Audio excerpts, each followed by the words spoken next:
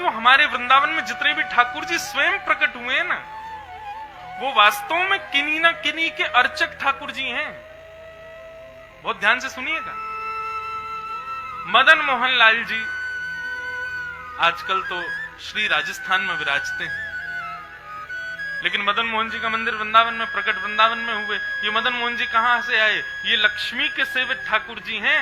जैसे हमारे अर्चक हैं, मेरे श्रीनाथ जी हैं, ये पीछे विराज रहे हैं, ये मेरे अर्चक ठाकुर जी हैं। आपके अपने होंगे, घर में विराज रहे होंगे लड्डू गोपाल, किसी के घर में श्री रघुनाथ जी विराज रहे होंगे, किसी के घर में युगल सरकार विराज रहे होंगे।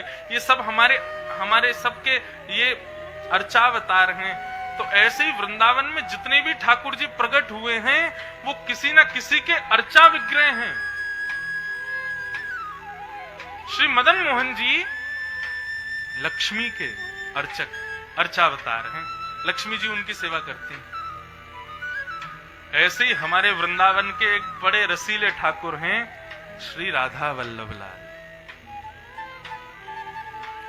प्यारे राधा वल्लभ लाल तिहारी सूरत पे बलिहार, तेरो सुंदर रूप सलोना, चितवन में जादू टोना, तू है जादूगर सरदार तिहारी सूरत पे बलिहार। तो श्री राधा वल्लभ लाल जी किसके ठाकुर जी हैं? देवादिदेव महादेव शंकर के ठाकुर जी, शिव के ठाकुर जी। उनकी कथा कैसी आती है? ये श्वेत द्वीप के ठाकुर जी हैं। जैसे हम लोग जम्बू द्वीप में रहते हैं, ऐसे एक द्वीप और है श्वेत द्वीप। उस द्वीप में शंकर जी इनकी सेवा करते हैं, श्री राधा वल्लभ लाल जी की। नारद जी को और गरुण जी को अपनी भक्ति पर बहुत अभिमान हुआ। हमसे बड़ा कोई भक्त नहीं है, हमसे बड़ा कोई वैष्णव नहीं है। एक दिन भगवान से प्रार्थना करने के लिए गए, बोले भगवान हम दोनों कहीं भ्रमण पर जाना चाहते हैं, कुछ दिन का अवकाश दे दो। भगवान बोले कहां जाओगे? तो अन्य नाम बताए। भगवान बोले कहीं और मत जाओ, मैं तुम्हें एक सुंदर स्थान बताता हूं। नारद जी बोले कहां जाए? बोले श्वेत द्वीप जाओ। और श्वेत द्वीप जो है ना, वो रसिक भक्तों की भूमि है। वहां पर बड़े रसिक जन रहते हैं, रसिक भक्त रहते हैं। तो वहां सब भक्तों का दर्शन करके आओ। नारद जी के, गरुण जी के मन में भाव आया, बोले कि हमसे बड़े भक्त कहां होंगे दुनिया में। श्वेत द्वीप जाएंगे, श्वेत द्वीप जाकर के वहां के भक्तों को प्रवचन करके आएंगे कि भक्ति किसे कहते हैं। वहां के भक्तों का दर्शन थोड़ी करके आएंगे। भगवान मनी मन सोचने लगे ठीक है जाओ, श्वेत द्वीप पहुंचो तो सही एक बार। नारद जी और गरुण जी जैसे ही दोनों श्वेत द्वीप पहुंचे, तभी क्या देखते हैं? विशाल सुंदर स्वर्ण मंडित, कंचन मंडित एक भवन है। उस भवन में त्रिभंग लली श्याम सुंदर श्री राधा वल्लभ लाल जी विराज रहे हैं। और देवादिदेव महादेव शंकर भगवान उनकी अर्चना कर रहे हैं, आरती कर रहे हैं, वंदन कर रहे हैं। लाखों हजारों भक्त वृंद आगे खड़े होकर के करताल बजा करके कीर्तन कर रहे हैं, नृत्य कर रहे हैं, राधा वल्लभ लाल जी का दर्शन कर रहे हैं। इस दृश्य को देख करके श्री नारद जी बड़े प्रसन्न हुए, बोले कितने सुंदर ठाकुर जी हैं। और ऐसा स्वरूप पहली बार देखा कि जहां पर साक्षात भगवान राधा वल्लभ लाल जी विराज रहे हैं और श्री महादेव उनकी आरती कर रहे हैं। तब तक तो सब कुछ बढ़िया था, लेकिन जैसे ही राधा वल्लभ जी की आरती पूर्ण हुई, पूर्ण करके श्री महादेव ने उनको प्रणाम किया और प्रणाम करते ही श्री राधा वल्लभ लाल का जय घोष करते हुए जैसे ही पर्दा किया, दर्शन विश्राम हुए। दर्शन विश्राम होते ही जितने भी भक्तजन वहां सन्मुख खड़े थे, सन्मुख दर्शन कर रहे थे, वे सब श्री राधा वल्लभ लाल जी के वियोग में मूर्छित हो करके गिरते चले गए और मानो जैसे सबके प्राण ही निकल गए।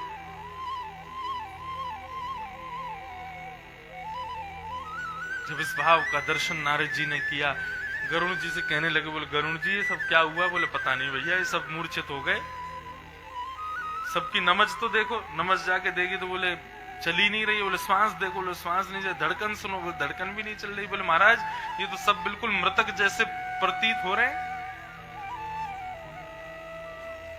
राधा वल्लभ लाल जी बोले ये हुआ क्या भैया, यहाँ तो केवल मैं और तुम खड़े हैं, बाकी सब मूर्छित होके गिर गए। इतने में ही अन्नपूर्णा जगदम्बा साक्षात पार्वती राजभोग लेकर के आई और राजभोग लेकर के सीधे ठाकुर जी के गर्भगृह में प्रवेश किया। ठाकुर जी का भोग लगाने के बाद शंकर जी ने जैसे ही पुनः दर्शन खोले, दर्शन खोलते ही जय जयकार हुई राधा वल्लभ लाल की जय। तो जितने भक्त जन वहां मूर्छित पड़े थे सब पुनः उठ गए। उठ करके सब कीर्तन करने लगे, दर्शन करने लगे, आनंद लेने लगे, ठाकुर जी की बलैया लेने लगे।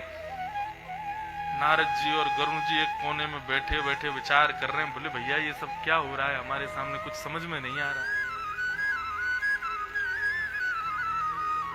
तब महादेव वहां से निकल रहे थे।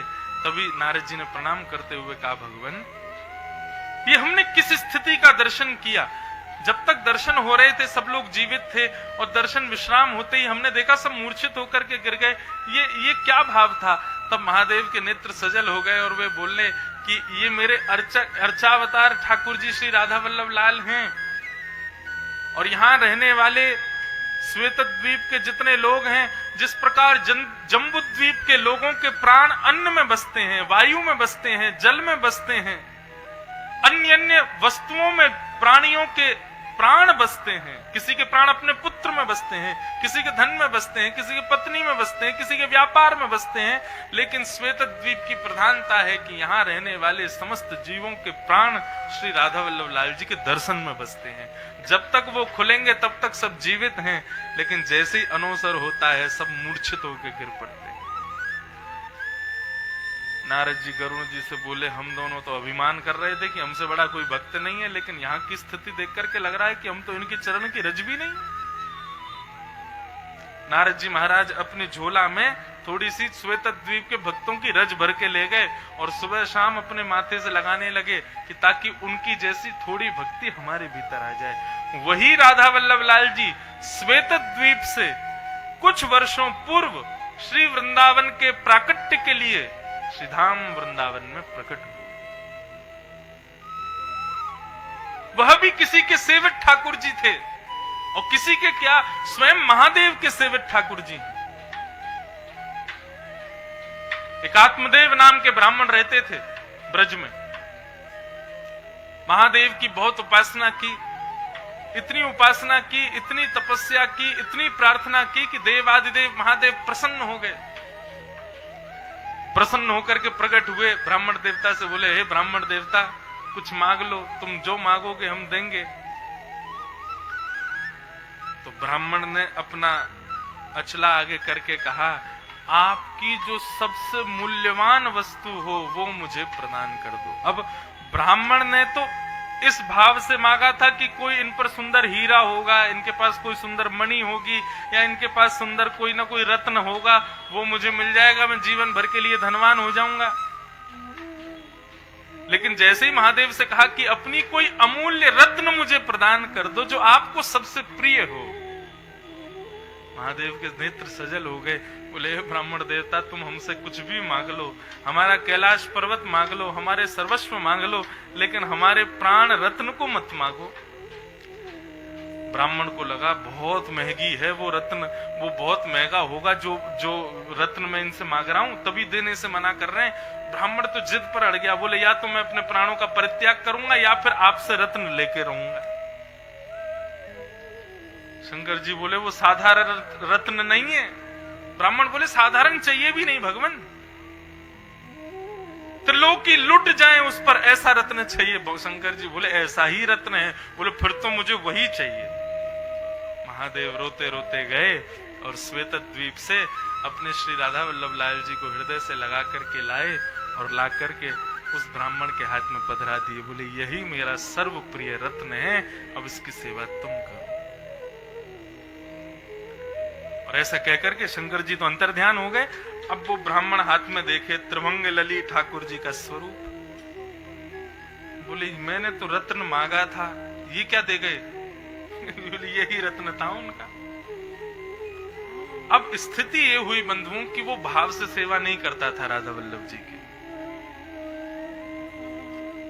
सेवा करता था केवल इस भाव से कि अब ठाकुर जी हैं, क्या करूं, करनी पड़ेगी। मैंने तो रत्न मांगा था, लेकिन पता ही नहीं क्या दे गए शंकर जी। वो दुर्भाग्य उसका। सुबह शाम आरती करता, भोग लगा देता, लेकिन ठाकुर जी की सेवा अच्छे से नहीं हुई।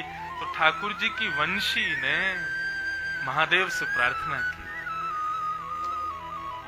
हे भगवान, नाथ तो विराज गए श्रीधाम में, परंतु सेवा उनकी नहीं हो रही है। आप जा नहीं सकते सेवा के लिए और किसी को दे नहीं सकते सेवा, अपराध हो जाएगा। इसलिए आप कृपा कीजिए और मुझे ये सेवा प्रदान कीजिए। मैं जाकर के उनके स्वरूप को सुव्यवस्थित करूं। तब महादेव ने कृपा की और कृपा करके ठाकुर जी की वंशी को ही श्री हित हरिवंश महाप्रभु के रूप में श्रीधाम वृंदावन में भेजा।